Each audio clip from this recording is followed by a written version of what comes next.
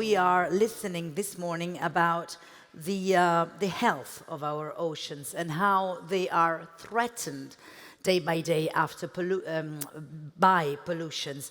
But there is not only the issue of pollutions in the ocean, there is a way that this pollution arrives to the ocean. So from land to the oceans, the water cycle, the path of the water. What can we do to improve the state of health of these water cycles? So to do that, I am very glad to call on stage and to talk about this issue, Mr. Kilaparti Ramakrishna, Director of the Marine Center of Senior Advisor on Ocean and Climate Policy to the President of Woods Hole Oceanographic Institution. Welcome. Welcome. Please take a seat. Chiamerei Stefano Ottolini, General Director Padania Acque S.p.A. Buongiorno, ben arrivato. E nel frattempo Claudio Ferro, Head of Acquaculture and Blue Foods AFRY. Buongiorno, buongiorno, prego, si può accomodare. And so we will try to understand, buongiorno anche a Claudio Ferro. Buongiorno, grazie mille per essere con noi a questo panel. Allora, I said that we will try to understand, wait a second so that I can turn a bit and face you all. We will try to understand how technology and how the studies that all the industrial and you guys are actually putting into trying to improve the water cycle from fresh water, from land to ocean. So I will start with Rama with the first question, asking you which are the most pressing changes that we have to do effectively in order to address the pollution issue of the ocean? Well, thank you very much for that question. And I want to begin by reflecting a little bit on what happened so far. We have talked about the opportunities that we have because it's a Blue Economy Summit, how we capitalize on it and how we get the value of the ocean to humanity while maintaining the health of the ocean. We have heard people talk about the climate change, the Paris Agreement, SDGs, Sustainable Development Goal 14, and so on. So the reason we are talking about all that is there have been a series of international agreements so far to talk about the oceans and the protection of the ocean. And the thing that I want to start with is the United Nations Convention on Law of the Sea, adopted in 1982 after 10 years of negotiations. So it's about 42 years ago. There was a chapter in that talking about the protection and preservation of marine environment. While that was considered the most comprehensive legal instrument covering the ocean, many of the issues that we confront today were not known then. Just to give you a couple of examples, climate change. Of course. We didn't talk about it then, so there was no mention of that in the UNCLOS, United Nations Convention on Law of the Sea. We talked about biodiversity beyond national jurisdictions. Again, there was not much in that. There was general protection provisions, but not anything specific. Sure. And now we are in the middle of intense negotiations for a plastics treaty. Again, that was not there. And so when we think about ocean in the historical context, we talked largely about marine transport, accidents, oil tankers, running aground, and the impact on fisheries and so on. But now we are a lot more informed. And so we want to make sure that we protect it fully on all those fronts. The big discovery, if you can call it that, is more than 80% of the pollution that goes into the water is coming from land. Through rivers, through what we'll drop in the beaches and so on and so forth. So we need to make sure that we have a proper accounting of all that. Of course. While plastics treaty is about plastic waste generally, but a lot of that waste is going into the ocean. So it is not just about collecting that waste, but making sure that we don't add any more to it. Sure. So it's both about the plastic production and what goes through rivers and so on and so forth. And another major discovery is the climate impacts on ocean. Again, we have not talked about this, though we have Framework Convention on Climate Change in '92 and the Kyoto Protocol and now the Paris Agreement in 2015 and all the various instruments. we have begun taking notice of the climate impacts on ocean only now. Yeah. And so that impacts the ocean health, and therefore we want to make sure that all these instruments come together and that we are able to protect the ocean for all that it deserves and all that it needs, and at the same time protecting our interests as humanity, as human beings, and protecting the biodiversity. So there's a lot that is going on right now. This is fairly new, but it is about time that we have begun doing that, and when we do that the right way, we are able to really, because the oceans provide a lot of economic benefits to us, not only in terms of the blue foods, but in terms of all the various resources that it gives us. So we want to be able to keep it in a state that it continue to be able to give us those benefits, and at the same time leave the ocean health intact so that the future generations also can rely on it. Absolutely. Thank you very much, Ramakrishna. Now, moving on, Stefano. Could you tell us more about improving the technology that you are actually putting into action at Padania Acque in order to address this issue? Évidemment, come direbbero in Francia. Yes, of course. A significant amount of water is lost every day in the distribution network. Leakages impact on water availability, but also they impact on sustainability, resilience, and finally, profitability of water utilities. And they generate many problems. Environmental problems, because they represent the waste of a limited critical resource. Sure. Energy problems due to useless power consumption in central pumping, and financial problems due to unbilled water. It's estimated that 39 billion euros are lost in revenues by water utilities all around the world every year. So that's today the big challenge for water utilities. Average water losses in developing countries are estimated to be as high as 35%. And developed countries are not necessarily doing better. In Italy, for example, the loss rate is 42%. The 60% of the Italian network is over 30 years old. And the 25% of it is over 50 years old. And its replacement rate is 4 meters per kilometer per year. This means that it will need 250 years for the complete rotation of the asset. This is an historical gap accumulated over decades of underinvestment. And it's impossible to fill with a fast and massive substitution of pipes. This would take too much time, and this would cost too much money. So the key to limit water losses today is hidden in digital technologies and in IoT technologies. Empirical evidence shows that digital infrastructures have the potential to reduce water losses up to 50%. And that's very important for the industry. For us, for example, we oversee operation at every step of integrated water cycle. This means from capture and purification of water to wastewater treatment in over 100 municipalities, 113. We manage approximately 500 plants and 5,000 kilometers of pipes. And they are underground invisible pipes. Very difficult, it's a huge infrastructure, difficult to manage and to monitor, and it's a widespread infrastructure.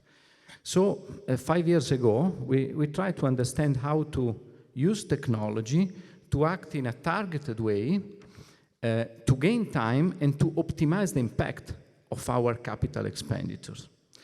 And we realized, to achieve this purpose, we realized a new telemetry system connecting all our plants to a sole centralized control room. In the control room, our expert engineers can supervise 24 hours per day all parameters of all our plants, and they can also support workers on the field and even in some cases make remote interventions. In addition, on experimental basis, we integrated and empowered the telemetry system with IoT technologies. Smart sensors and smart meters placed in strategic points of the network in order to divide the network in districts and close water balances measurement. This field sensor and smart meters collect flow data, consumer consumption data, pressure data, and all these gateway data are sent to an hydraulic model. The hydraulic model compares actual data with theoretical data and is able to pre-localize leakages with a high level of accuracy and is able to manage central pumping, to model central pumping on the basis of real-time demand. This to reduce pressure in off-peak periods, and this to save energy and to preserve pipes. Lower pressures also means fewer leakages. And we achieved extremely satisfactory results. We cut our losses to approximately 20%, roughly half of the Italian average of 42%. We reduced power consumption by 16%, and we increased EBITDA by 73%. That's the evidence that sustainability is a real untapped business advantage. Sure. And finally, we are now focusing on scaling up the experimentation, and this to create value for our stakeholders, but also to be more sustainable and less impactful. Exactly. Absolutely. No, thank God that your speech changed, because at the beginning I was a bit kind of worried. It was so dramatic, the scenario you gave us about the situation of the Italian water system. But as we can understand and we can hear, there are solutions when there is technology and brilliant minds that put themselves at the service of improving not only the, let's say, the azienda sort of point of view, but also the impact that this has then on the planet and on the human race. We understood that the planet will go on perfectly even without us. Now the challenge is, do we want to keep on inhabiting this planet for a bit longer? I would. Allora Claudio, passiamo a te. So to you, Claudio.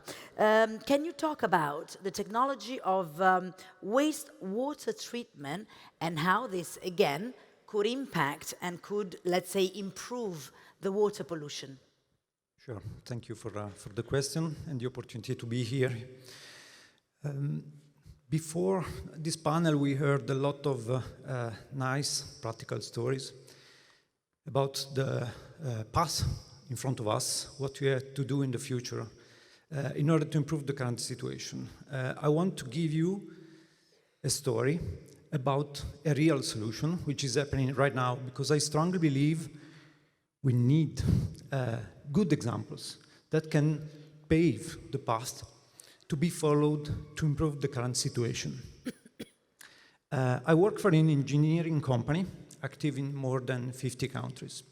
We're active in energy, food tech, infrastructure projects. What we see is that, of course, in order to improve the situation of polluting the oceans, first of all, you need to reduce the direct impact we are bringing to the ocean itself. We need to use the technology in a wise way in order to better treat the water that we are using, but we also need to reduce big amount of water we are using. So the waste, certo. We need to absolutely reduce it by reusing the water. So today, the technology of treating the water has done a lot of steps forward compared to some years ago, and there is still a lot to do.